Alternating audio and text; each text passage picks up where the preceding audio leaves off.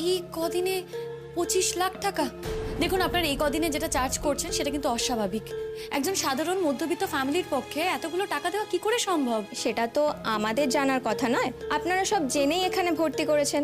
এখন এইসব বলে তো কিছু লাভ নেই। আপনাদেরকে পুরোটা ক্লিয়ার করতে হবে, তারপরে পেশেন্টকে নিয়ে যেতে পারবেন, নয়তো আমরা ছাড়তে পারবো না। ও কি কথা, ছাড়তে পারবেন না? তাহলে আমাদের ওই পেশেন্ট আপনাদের বেড আটকে পড়ে থাকুক, কি করব বলুন? পুরো টাকা আমাদের কাছে নেই বলছি তো। তাহলে যেদিন আমরা পারবো জোগাড় করতে সেই দিন এসে ওই টাকা দিয়ে আমাদের পেশেন্টকে নিয়ে যাব। কেমন? তার দিন থাক এখানে, থাক। দাও না গো, ওকে একটু ছেড়ে দাও না। আমার শিমু খুব ভালো মেয়ে, ও সত্যি কথা বলে। ওই স্কুলে চাকরি করে তো মিথ্যে কথা বলতে পারে না। আমরা না সব গয়না গাতির দোকানে বাধা দিয়ে তারপর টাকা নিয়ে এসেছি, জানো তো। সব টাকা তো জোগাড় করতে পারেনি। একটা লোক টাকা দেবে বলেছে, সেই লোকটা তো এখন বাড়িতে নেই, ওই তো বাইরে গেছে। ও 2 দিন পরে আসবে, এসে আবার টাকা দেবে, তখন তোমাকে টাকা দিয়ে যাবো। আমার বাবাকে একটু ছেড়ে দাও না গো। আজকে আমি বাড়ি নিয়ে যাবো। হ্যাঁ, বাড়ি নিয়ে যাই, তারপর ওখানে গেলে তুই সুস্থ হয়ে যাবে। হ্যাঁ, ওনাকে একটু বোঝান না, ওনাকে তো এত কিছু বলে লাভ নেই। মানে কেন লাভ নেই মনে হলো আপনার? না না, আমি জিজ্ঞেস করছি আপনাকে, কেন মনে হলো? মানে উনি কি মানুষ না? উনি কি বুঝবেন না? আসলে উনি তো মেন্টালি চ্যালেঞ্জ, তো এত কথা বলে তো ওনাকে লাভ নেই। এক্সকিউজ মি, আপনি কিন্তু অফেন্সিভ কথা বলছেন। আপনি পেশেন্ট পার্টির সাথে এইভাবে কথা বলতে পারেন না। আপনি এইভাবে পেশেন্ট পার্টিকে ইনসাল্ট করতে পারেন না। হ্যাঁ, টাকার ব্যাপার আমরা বুঝতে পারছি, খুব ভালো করেই বুঝতে পারছি, কিন্তু তার মানে আপনি এই ধরনের কথা বলবেন? আপনি কি দেখে বুঝলেন যে উনি কিছু বুঝতে পারছেন না? কি প্রমাণ পেয়েছেন আপনি? দেখুন, আমি আপনাদের সাথে কোনো আর্গুমেন্ট করতে চাই না। আমাকে যা ইনস্ট্রাকশন দেওয়া হয়েছে আমি সেটাই ফলো করছি। আমি তো আপনাকে বলছি কোথায় কি লিখে দিতে হবে বলুন, আমি লিখে দিচ্ছি। আমার কোনো অসুবিধা নেই লিখে দিতে। আমি তো আপনাকে বলছি যে 3টে দিন আমাকে সময় দিন। বিশ্বাস করুন, বাড়ি বন্ধক দিতে গিয়েছিলাম, কিছু টেকনিক্যাল কারণে এটা হয়নি। আশা করি জানেন যে বাড়ি বন্ধক দিতে গেলে বাড়িতে আসে ভেরিফিকেশনের জন্য, সেটার জন্য সময় লাগে, সেই কারণেই আপনাকে বলছি। ঠিক আছে, আপনারা যদি চান যে আমরা পেমেন্ট ক্লিয়ার করে পেশেন্টকে নিয়ে যাব, ঠিক আছে 3 দিন রেখে দিন আপনাদের কাছে পেশেন্টকে। 3 দিন পরে হয়ে টাকা ক্লিয়ার করে নিয়ে যাব, কিন্তু একটা শর্ত আছে। এই 3 দিনের জন্য কিন্তু আপনারা কোনো চার্জ করতে পারবেন না, সেই কথাটা দিতে হবে। এটা মামা বাড়ির আবদার নাকি? আপনারা বেড আটকে রাখবেন অথচ পেশেন্টের চার্জ করব না?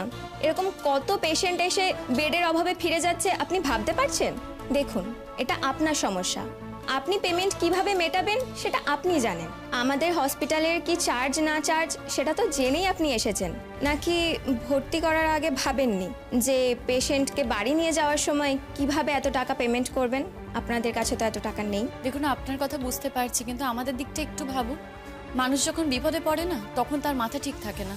বিপন্ন অবস্থায় তখন তারা চায় যে তাদের মানুষকে সুস্থ করতে, তাদের কাছের মানুষকে সুস্থ করে তুলতে। সেই কারণেই হসপিটালে নিয়ে এসেছি। আর আপনারাই বলুন তো, এত টাকা চার্জ হবে সেটা কি করে জানবো? আগে থেকে কি বলেছিলেন? আপনাদের যতবার ডাক্তার ভিজিট করছে ততবার আপনারা চার্জ নিচ্ছেন, মেডিসিনের চার্জ নিচ্ছেন, কি সব টেস্ট করছেন তার জন্য চার্জ নিচ্ছেন, যন্ত্রপাতি যা যা ইউজ করছেন সব কারণে আপনারা চার্জ নিচ্ছেন। জানবো কি করে যে এত টাকা লাগবে? যাক, আপনার সাথে না তর্ক করে লাভ নেই। কার সাথে কথা বলতে হবে বলুন, আমরা তার সাথেই কথা বলছি। হ্যাঁ, আপনি কথা বলুন না, আপনি সিইও স্যারের সাথে কথা বলুন। সিও স্যার কোথায়? ডেকে পাঠান, কথা বলছি। উনি এখনো আসেন। বৌমা শোনো, তাহলে আমরা কাজ করি, চলো আমরা ওই যার কথা বললে তার জন্য এখানে অপেক্ষা করি। দেখো, তুমি বললে উনি হয়তো ছেড়েও দিতে পারেন, তাই না? দেখো বৌমা, উনি বুঝতে পারছেন না যে, শুনুন, আমরা কিন্তু একবারও বলছি না যে আমরা টাকা দেবো না, শুধু এখন নেই, টাকাটা জোগাড় হলে আপনাদের শোধ করে দিয়ে যাব। আপনারা টাকা দেবেন কি দেবেন না সেটা পরের কথা। আমাদের এখানে এরকম কোনো সিস্টেম নেই যে পেশেন্ট নিয়ে যাবেন পরে এসে টাকা দেবেন। পেশেন্ট নিয়ে গেলে তারপর যদি টাকাটা না দেন, আমরা কি আপনাদের পেছনে ছুটবো টাকাটা নেওয়ার জন্য? নাকি আবার পেশেন্টকে এনে ভর্তি করাবো জোর করে হসপিটালে? দেখুন, আপনাদেরকে পুরো টাকাটা দিতে হবে, তারপরে পেশেন্টকে নিয়ে যেতে হবে। দেখুন, আমি বুঝতে পারছি আপনাদের পয়েন্টটা, আমাদের দিকটা একটু বোঝার প্লিজ চেষ্টা করুন। কোনো ডিসকাউন্টে কি হবে না? কিসের ডিসকাউন্ট? সার্ভিসে আবার কোনো ডিসকাউন্ট হয় নাকি? দেখুন, এগুলো তো আমার হাতে নেই। দরকার পড়লে হায়ার অথরিটির সাথে কথা বলুন বা কোনো নামী ব্যক্তির থেকে চিঠি নিয়ে আসুন। আপনি দেখছি আমাদের ক্রাইসিসটা গুরুত্বই দিচ্ছেন না। আপনি বলছেন যে নামী ব্যক্তি চিঠি আনতে, আচ্ছা ধরুন যদি নামী ব্যক্তি চিঠিটা নিয়েও আসি তখন কি করে ডিসকাউন্টটা হবে, তখন কি করে করবো? দেখুন, আমার যা বলার আপনাকে বললাম সবই। এরপর যদি মনে করেন আপনি কিছুই করবেন না তো করবেন না, কিন্তু এইভাবে পেশেন্টকে আমি ছাড়তে পারবো না। ডিসচার্জ সার্টিফিকেটটা আপনি তখনই পাবেন যখন পুরো পেমেন্টটা আপনি ক্লিয়ার করবেন। 1-2 টাকা নয়, 7 লাখ টাকা। আর আপনি এত ক্যাজুয়ালি বলছেন 7 লাখ টাকা পরে দিয়ে আপনি পেশেন্টকে নিয়ে যাবেন। পুরো টাকাটা পেমেন্ট করতে হবে, দেন আপনাকে নিয়ে যেতে হবে পেশেন্টকে। আপনারাই বলুন তো, 25 লাখ টাকা বিল করেছেন, এটা কি স্বাভাবিক আপনার মনে হচ্ছে? দেখুন এই কারণে কিন্তু আমরা ফোরামে যেতে পারি। কিসের জন্য কি টাকা হয়েছে, কি বিল হয়েছে সেটা তো জানতে হবে। কে মনিটরিং করে বলুন আমাদের, আমরা তার সাথে কথা বলি। সার্ভিস নিলেন, এত ক্রিটিক্যাল পেশেন্টকে আমরা বাঁচিয়ে তুললাম, আর এখন আপনারা এই কথা বলছেন? দেখুন, আপনার সাথে আমি তর্ক করতে চাই না। আপনার যা করার আপনি করুন। আমি এখানে চাকরি করি, তো আমাকে যা ইনস্ট্রাকশন দেওয়া হয়েছে আমাকে সেটাই ফলো করতে হচ্ছে। ঠিক আছে, আমি এখন বসে এখন গান গাইবো। এখানে অনেক লোকজন আছে যারা রোগীদের থেকে দেখতে আসছে, তাদের সামনে আমি বসে এখন গান গাইবো। যদি আমার গান ভালো লাগে তাহলে সবাই আমাকে টাকা দেবে, আমি সেই টাকা তোকে মুখে ছুঁড়ে ছুঁড়ে দিয়ে চলে যাবো। আর যদি আমার আজকের মধ্যে আমি টাকা না দিতে পারি, আমি এখানে 3 দিন গান গাবো, তারপর তোকে টাকা দিয়ে যাবো। কি মাথা খারাপ মহিলা রে বাবা, ওনাকে এসব এখানে করতে বারণ করুন। এই আপনি কি বলছেন বলুন তো, তখন থেকে মাইন্ড ইওর ল্যাঙ্গুয়েজ। কাকে কি বলছেন আপনি? আপনি জানেন ও কতটা ভালো গান গাইতে পারে? না জেনে আপনি কেন এসব কথা বলছেন? ওর গান শুনেছেন কোনোদিন? এটা কোনো গান গাওয়ার জায়গা না, এটা সঙ্গীত শিক্ষার আসর না, এটা একটা হসপিটাল। এখানে সিরিয়াস পেশেন্টরাও থাকে। উনি কি এখন এখানে গান গাইবেন নাকি? গাইবো, আমি এখানে দাঁড়িয়ে গান গাইবো। এখানে অনেক অসুস্থ মানুষ, বাইরের লোকেরা যাতায়াত করছে, আর এখানে কোনো অসুস্থ মানুষ নেই যে আমি গান গাইলে লোকে শুনতে পাবে। যারা এখানে যাতায়াত করছে তারা শুনতে পাবে। তা আমার গান পছন্দ করে যদি আমাকে 2 পয়সা দেয়, সেই টাকা আমি তোমাদেরকে দিয়ে দেবো। তারপর যদি তোমাদের একটু দয়া হয় আমার বক্সটাকে ছেড়ে দেওয়ার জন্য।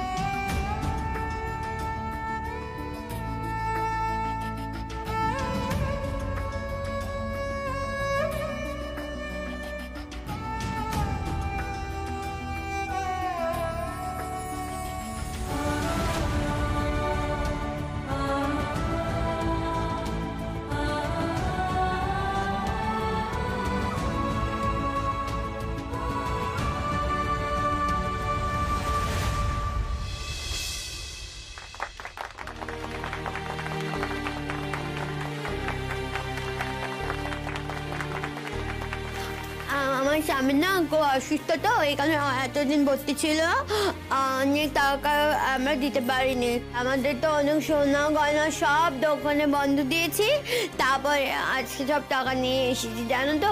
তোমরা যদি একটু টাকা দিয়ে আমাকে সাহায্য করো তাহলে আমি আমার স্বামীকে বাড়ি যেতে পারবো। ওদেরকে আমি অনেক বলছি জানো যে আমার স্বামীকে আমি বাড়ি গেলে আমি ওদের সেবা যত্ন করে সুস্থ করে তুলবো। ওই আমার কথা বিশ্বাস করতে না জানো তো। তোমরা মানে টাকা দাও, আমি তাহলে আমার স্বামীকে সুস্থ করে নিয়ে যেতে পারবো। হ্যাঁ দাও না গো,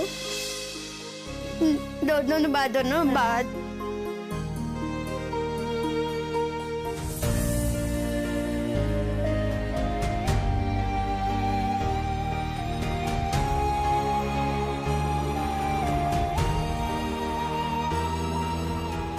পুতুল দি, হ্যাঁ থাক না পুতুল দি, থাক থাক। হ্যাঁ আমার কথা শোনো, 3 দিন যাক, দেখা যাক না কি হয়। হ্যাঁ আমি তো ওদের কাছে একদিন টাকা নিয়ে নি, আমি তো গান গেছি তার জন্য মামা আমাকে টাকা দিয়েছে।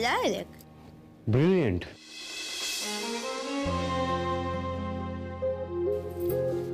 কি হয়েছে তোমার? আমার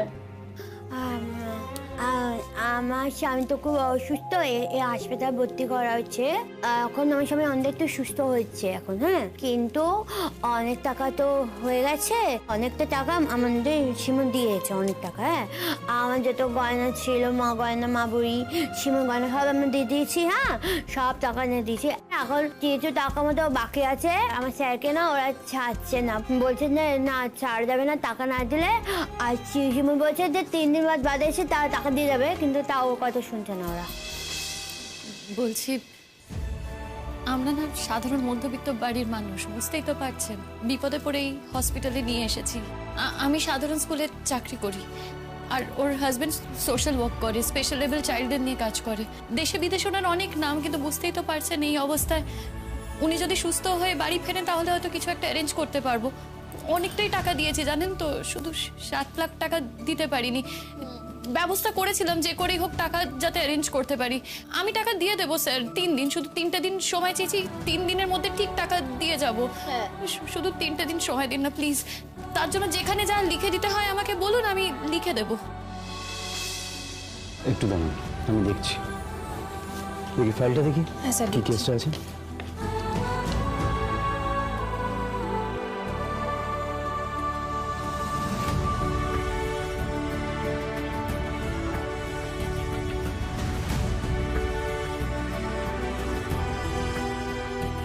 আমি ওনার ডিসচার্জের ব্যবস্থা করে দিয়েছি। ঠিক আছে, আমি 3 দিন পর এসে ঠিক টাকাটা দিয়ে যাব। আপনি ভাববেন আমি দিয়ে যাব। আমি আপনার টাকাটা মকুব করে দিয়েছি।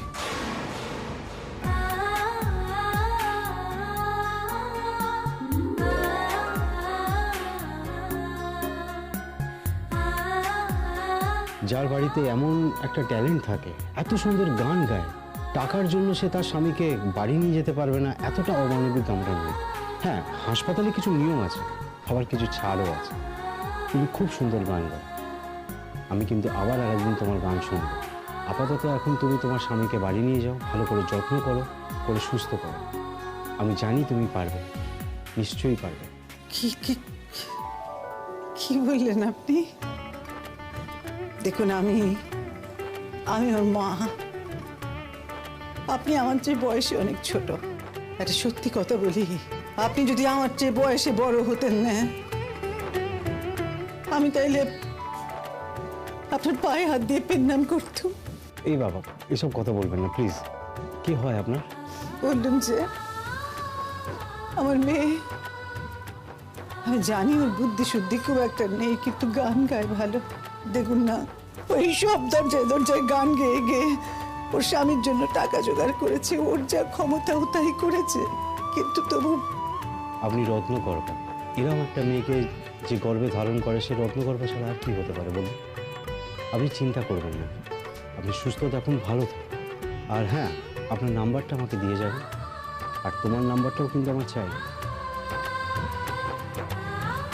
আমি আমার নম্বরটা দিয়ে দিচ্ছি, আপনি নিয়ে নিন। আমার নম্বরে ফোন করলে কথা বলা যাবে।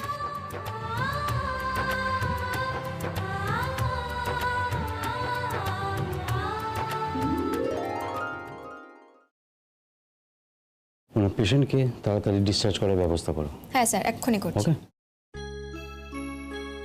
ও বৌমা,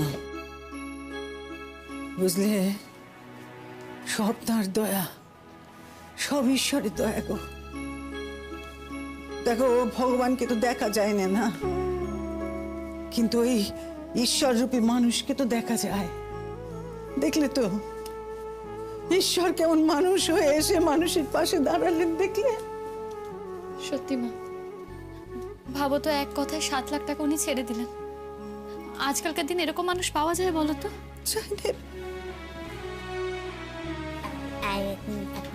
কি কোথায় যাচ্ছিস? ওই দেখো। এই, শোন, এতক্ষণ তো আমার সাথে খুব কত কত করে ঝগড়া করছিলি না? হ্যাঁ, আমার শিমুকে কত বাবা যদি কথা বলছিলি তুই, হ্যাঁ? তুই কিন্তু খুব ঝগড়তে, হ্যাঁ? এই দেখে তো আমাকে গান গাইতে দিচ্ছিস না তুই? এই দেখা কত টাকা দিচ্ছে, দেখ দিদিস। আবার ওই তোদের স্যারটা এসে ভালো স্যারটা, ও এসে আবার সব টাকা ছেড়েও দিল, হ্যাঁ? শিমু স্যার যদি এখন দিয়ে দেখছি তোকে খারাপ ব্যবহার করতে, আর আমাকে ওই যে ওরা টাকা দিয়েছে না, ওই টাকাগুলো আমার লাগলাম ফেরত দিয়ে আসি, হ্যাঁ? এই যে শোনো, তোমরা তো খুব ভালো। আমার তো অসুস্থ ছিল, টাকাটা নিয়েছি, এখন আমার বাবাকে ছেড়ে দিচ্ছে, এই টাকাগুলো আমার আর লাগবে না গো, তোমাদের কাছে রেখে দাও। না মা, তুমি টাকাটা রাখো। তুমি খুব সুন্দর গান করেছো, তোমার গান শুনে আমরা খুশি হয়ে দিয়েছি। ভগবান তোমার স্বামীর মঙ্গল করুক, তুমি ভালো থেকো, এটাই কামনা করি। কি তাই তো? হ্যাঁ হ্যাঁ হ্যাঁ। ঠিক আছে, ধন্যবাদ, তোমরা খুব ভালো। এই যে টাকাটা আমাকে দিলে, আমি টাকাটা ফেরত দিচ্ছি না, দাঁড়িয়ে রাখবো আমার কাছে, হ্যাঁ? আর এই টাকাটা দিয়ে আমার স্বামীকে তোকে তুলবো, ফলমূল খাওয়াবো, ঠিক আছে? আমার স্বামী যাতে সুস্থ হয়ে গেলে তো আমার সংসারে সুখ ফিরে আসবে, তাই না বলো মা? এই মা বলি, কাকাজিস না, বাইরে যাবো রে স্যারকে, এই জিমুল আদি স্যার বাবা চলে যাবে, বাড়ি যাবো।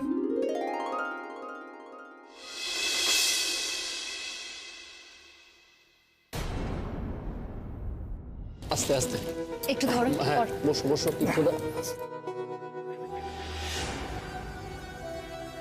সাবধানে বাবা, আস্তে আস্তে আস্তে বসো। হ্যাঁ, একে এখানে নিয়ে এসেছো কেন তোমরা? কত বড় অসুখ ধরা পড়েছে? আরে বাবা, হার্টের এত বড় অসুখ ধরা পড়েছে, তোমাদের মনে হচ্ছে কিছুদিন পরে আবার সুস্থ মানুষের মতো হেঁটে চলে বেড়াতে পারবে? কি কি চুপ করবো? তোমার ঘাড়ে সারা জীবনের জন্য বোঝা হতে চলেছে।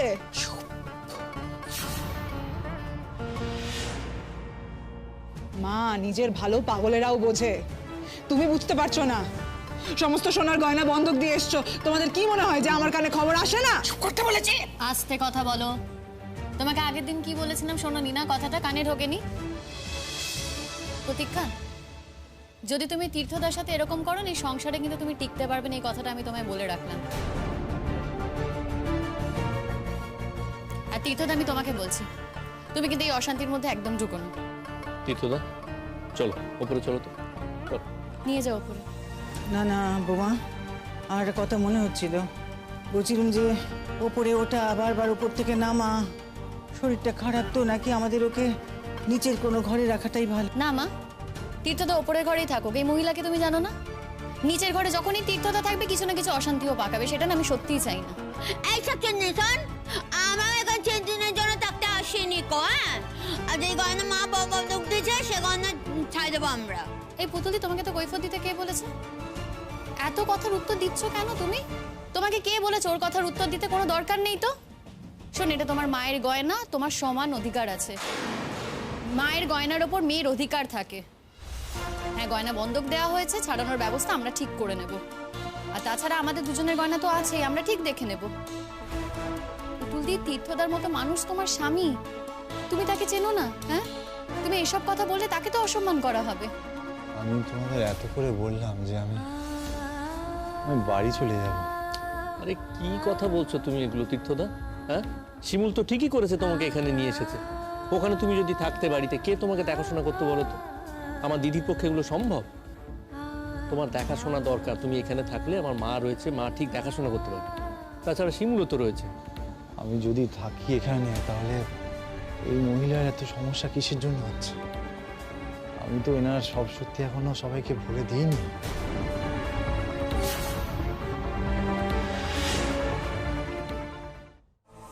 খবরদার, একদম বদনাম করার চেষ্টা করবেন না। একে তো এই বাড়িতে এসে উঠেছেন, নিজের শ্বশুর বাড়িতে এসে উঠেছেন আতান্তরে, সে খেয়াল আছে? আর কি করবেন আপনি? নিন্দে করবেন? কি নিয়ে নিন্দে করবেন? কিসের জন্য নিন্দে করবেন? বললুম না একেবারে চুপ, গলা উঁচু করে কথা বলবে না, বললুম না। একেবারে চেঁচামেচি করবে না। আমার জামাইয়ের শরীর খারাপ, বাড়িটা আমার, আমার বাড়িতে আমি আমার মেয়ে জামাইকে এনে রেখেছি। আমার যতদিন মনে হবে ততদিন তারা এখানে থাকবে। দিদি কথা বেশি পাকা একদম। পড়ে গেলে মা, পড়ে গেলে তো। ঘুরলুম বুঝি, বুঝতে পেরেছ? কিন্তু এ কথা বুঝো নে যে ঘোড়াই আমার শেষ ঘোড়া, আর কোনোদিন জীবনে তোমার দিকে ঘুরে তাকাবো না আমি। আমি বুঝতে পেরেছি, আমি বুঝতে পেরেছি যে তুমি তুমি তুমি তুমি আমার ছেলের সর্বনাশের জন্য দায়ী।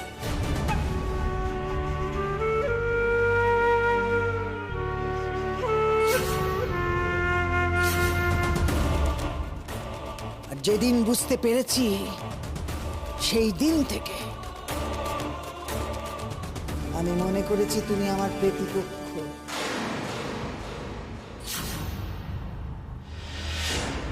ঠিক আছে, এখন তো তুমি আমাকেই শত্রু বলবে না মা, আমাকে তো শত্রু বানাতেই হবে। ঠিক আছে, কিন্তু তোমার ছেলে একবার জেল থেকে ফিরো, তারপরে কি হয় আমি দেখছি। তোমার কি মনে হয় মা, তোমার ছেলেটা সারা জীবন জেলে পচে মরবে? বটেই তো, তোমার মতন বউ থাকলি একবার কেন, সে হয়তো জেল থেকে ছাড়া পেয়ে বাড়িতে আসবে, আবার আবার তোমার জন্যই সে আবার জেলে যাবে।